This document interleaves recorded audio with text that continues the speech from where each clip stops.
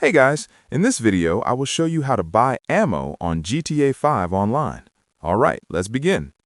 If you are running low on ammo during missions or free roam in GTA 5 online, there is a quick and easy way to restock without visiting a store. First, open the interaction menu. On a keyboard, press the M key. On a controller, press and hold the view button or the touchpad. Once the menu opens, scroll down and select Health and Ammo. From there, choose the Ammo option. You will now see a list of different weapon ammo types available for purchase. Select the ammo you need and decide whether you want to buy a specific number of rounds or refill to full ammo. This method allows you to buy ammo from anywhere on the map, which makes it very useful during missions or combat situations. Keep in mind that buying ammo through the interaction menu costs slightly more compared to purchasing it from ammunition. However, the convenience of buying ammo instantly often makes it worth it.